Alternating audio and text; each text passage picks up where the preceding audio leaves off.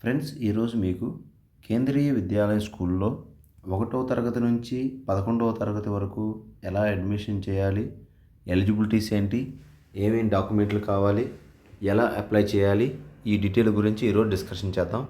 Please video start చేసే ముందు ఒక రిక్వెస్ట్, మీరు ఈ ఛానల్కి మొదటిసారి విజిట్ చేస్తున్నట్టయితే ప్లీజ్ సబ్స్క్రైబ్ చేయండి.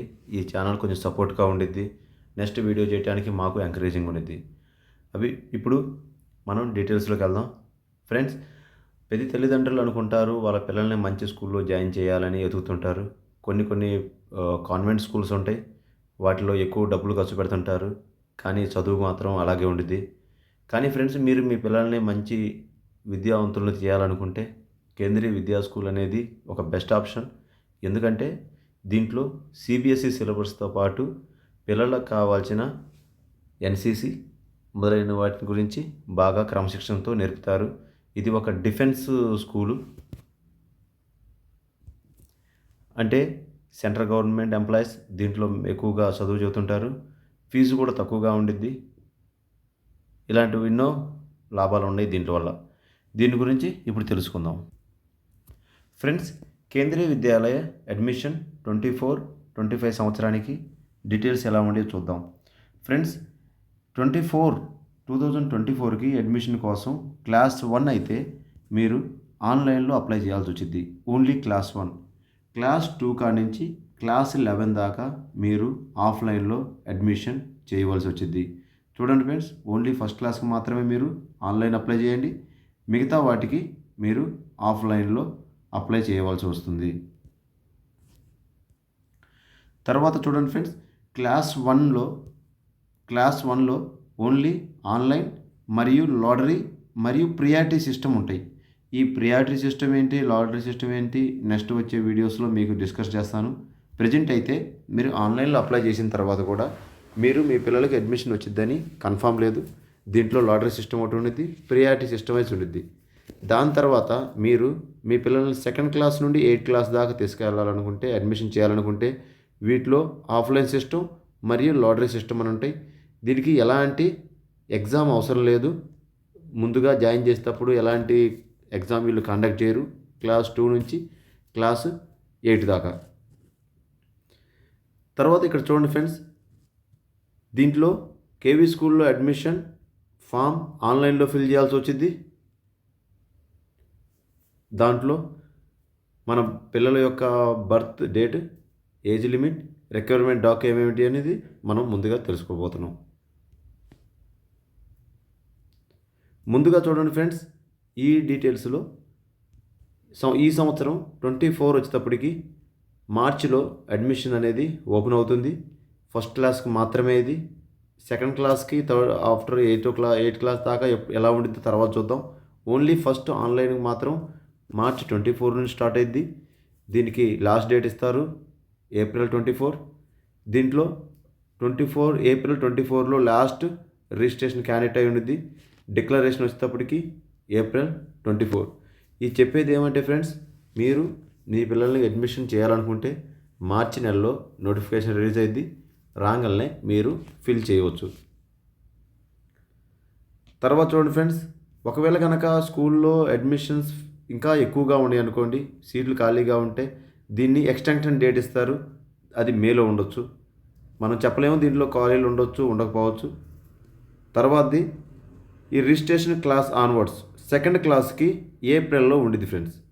ఓన్లీ ఆన్లైన్ అడ్మిషన్ ఫస్ట్ క్లాస్కి మాత్రమే మార్చిలో ఉండిద్ది. ఏప్రిల్ నెలలో క్లాస్ 2nd నుంచి మీరు ఎన్నో క్లాస్కైనా మీ పిల్లల్ని జాయిన్ చేయాలనుకుంటే అది ఏప్రిల్లో ఉండిద్ది. April 24 తర్వాత అడ్మిషన్ కంప్లీట్ అయిన తర్వాత క్లాసులు జూన్ నుంచి స్టార్ట్ అవుతాయి.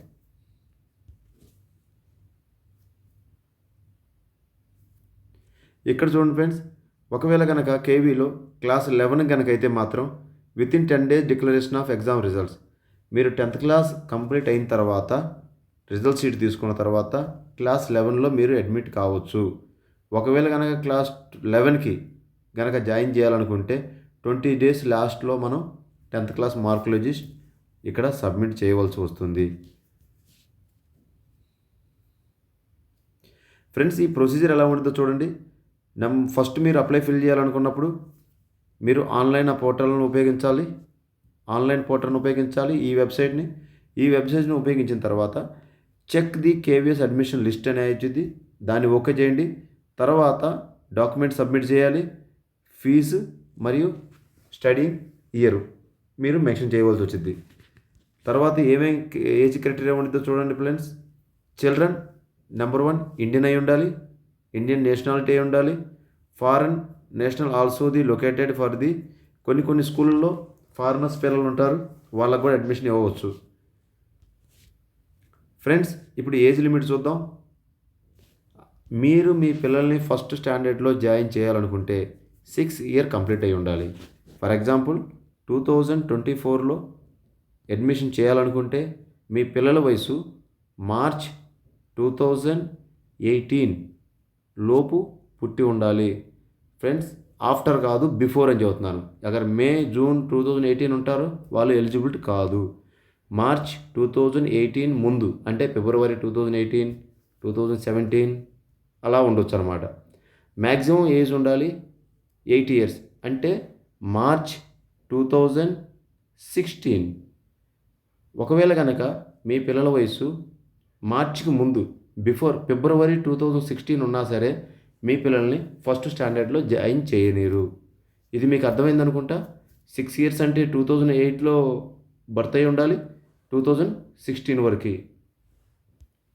తర్వాత చూడండి ఫ్రెండ్స్, సెకండ్ క్లాస్కి సేమ్ ఎలిజిబిలిటీ ఉండిద్ది. థర్డ్ క్లాస్కి వచ్చేటప్పటికి 7 ఇయర్స్, మ్యాక్సిమం 9 ఇయర్స్. క్లాస్ 4కి వస్తే 8 ఇయర్స్, మ్యాక్సిమం 10 ఇయర్. క్లాస్ 5కి 9 ఇయర్, మ్యాక్సిమం 11 ఇయర్. క్లాస్ 6కి 10 ఇయర్, మ్యాక్సిమం 12 ఇయర్.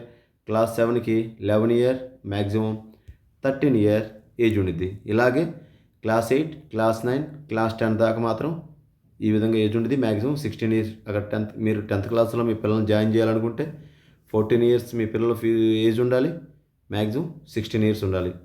మీ పిల్లలు అక్కడ 17 ఇయర్స్ ఉంటే మాత్రం మీ పిల్లలు దీంట్లో జాయిన్ చేయడానికి కుదరదు. దీంట్లో ఫ్రెండ్స్ రిజిస్ట్రేషన్ ఎలా ఉండిద్ది అనుకుంటే ఆన్లైన్ పోర్టల్ అని చెప్పాను. దీంట్లో రిజిస్ట్రేషన్ ఉండిద్ది, ఆన్లైన్ ఫిల్లింగ్ అండ్ సబ్మిటేషన్ ఫామ్ ఉండిద్ది అనమాట. ఇది ఎలా చేయాలో చూపిస్తాను ఫ్రెండ్స్. ఇప్పుడు ఫస్ట్ మీరు ఈ ఆన్లైన్ పోర్టల్కి వెళ్ళండి. KVS ఆన్లైన్ అడ్మిషన్ .kvs.gov.in ఈ లాగిన్ అవ్వండి.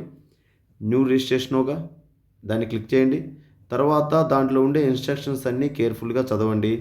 తర్వాత క్లిక్ టు ప్రొసీజర్ ఉండితే చేయండి. దీని గురించి అడ్మిషన్ ఓపెన్ అయిన తర్వాత మళ్ళీ ఒకసారి మీకు చెబుతాను. కేవీ అడ్మిషన్ విండో ఓపెన్ అయిన తర్వాత child name, parent name, date of birth, email ID, phone number, ఇంకా ఏమేమి డాక్యుమెంట్లు ఉన్నాయో అన్నీ ఫిల్ చేయండి. తర్వాత click to registration button fill చేయండి. ఓటీపీ వచ్చింది, ఓటీపీ ఎంటర్ చేయండి. తర్వాత లాగిన్ డీటెయిల్ మొత్తం స్క్రీన్ మీద కనబడతాయి, వాటిని నోట్ చేసుకోండి.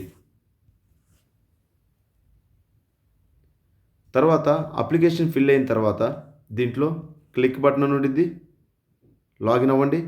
లాగిన్ అయిన తర్వాత అప్లికేషన్ ఓపెన్ అయిపోయింది మీకు. దీంట్లో నెక్స్ట్ బటన్లో KVS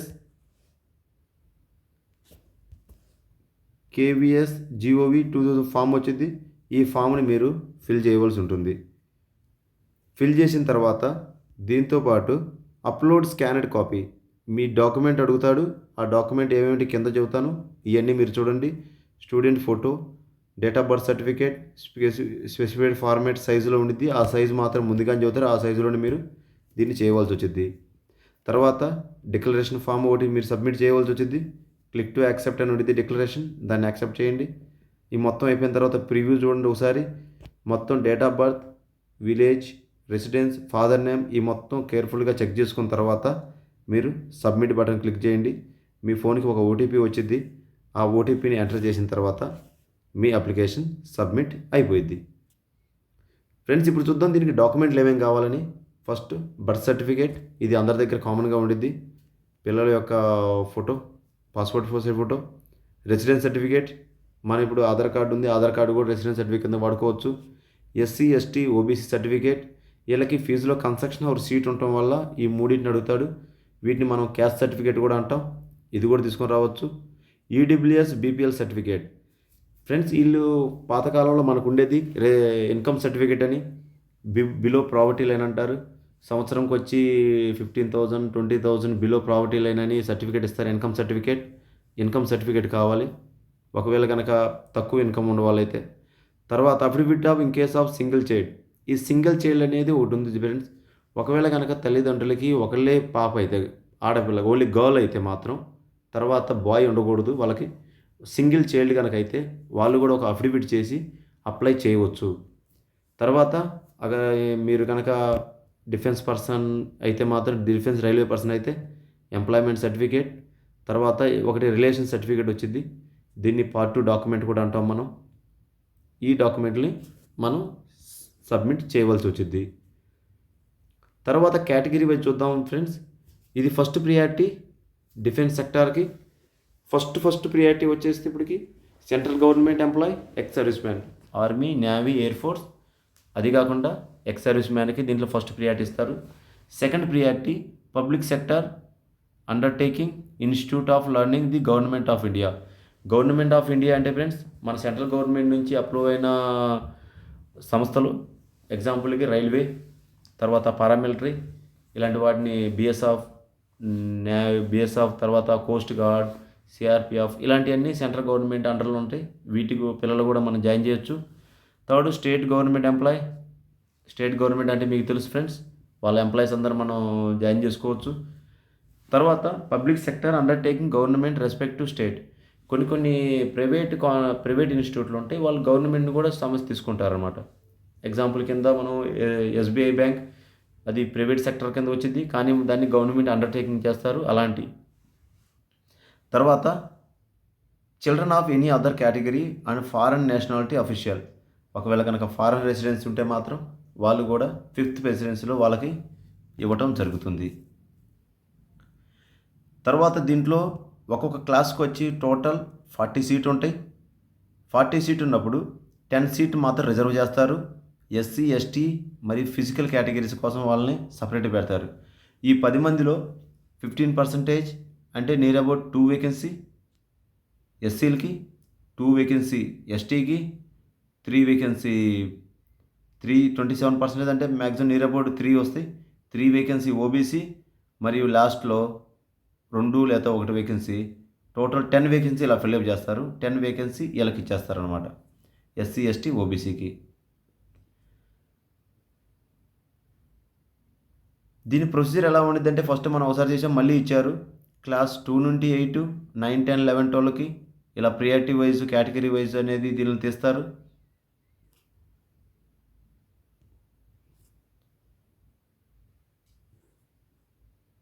తర్వాత చూడండి ఫ్రెండ్స్, మీరు అడ్మిషన్ అయిపోయిన తర్వాత దీంట్లో కొన్ని లాటరీ సిస్టమ్ ఉంటాయి. లాటరీ సిస్టమ్ అంటే ఏంటంటే, మీరు అడ్మిషన్ వేసిన తర్వాత పలానా పర్టికులర్ స్కూల్ కనుక మీకు ఓకే అయితే దాంట్లో, ఫర్ ఎగ్జాంపుల్ చూడండి ఫ్రెండ్స్, మీ టోటల్ సీట్స్ ఉండే 40 సీట్, కానీ 200-300 మెంబర్స్ అప్లై చేశారనుకోండి. దాంట్లో నుంచి ఈ కేటగిరీ వైజ్ ఫస్ట్ మనం ప్రియారిటీ చెప్పాం కదా, ఎస్సీ, ఎస్టీ, ఓబీసీకి సపరేట్ పెడతారు. మిగతా వాళ్ళలో నుంచి ఒక లాటరీ సిస్టమ్ లాగా సీట్లు తీస్తారనమాట. ఎలాగంటే ఈ 10 సీట్ మనం ఫస్ట్లో అనుకున్నాం కదా, అవి తీసిన తర్వాత మిగతా 40 సీట్లో మిగతా వాటికి డ్రా మరియు లాట్ సిస్టమ్ ఉండేది, ఇలా తీసేస్తారనమాట. డ్రా అంటే మీకు తెలుసు, ఎవరైతే ఫస్ట్ 10-20 మెంబర్స్లో వస్తారో వాళ్ళదే సీటు అనమాట. ఇది అయిపోయిన తర్వాత మళ్ళీ సెకండ్ ఉండేది ఫ్రెండ్స్. ఒకవేళ కనుక ఈ ఉన్న వేకెన్సీలో కొంతమందికి ఎలిజిబిలిటీ సరిపోక అప్లికేషన్ రిజెక్ట్ అయ్యి వాళ్ళ కనుక ఏజ్ ఫ్యాక్టర్ కరెక్ట్గా లేకపోతే మళ్ళీ సెకండ్ లాటరీ సిస్టమ్ ఉంది. దాంట్లో కూడా మీ పిల్లలకి సీట్ రావడానికి అవకాశం ఉంది. అలా కాకపోయినా థర్డ్ లాటరీ సిస్టమ్ ఉంది.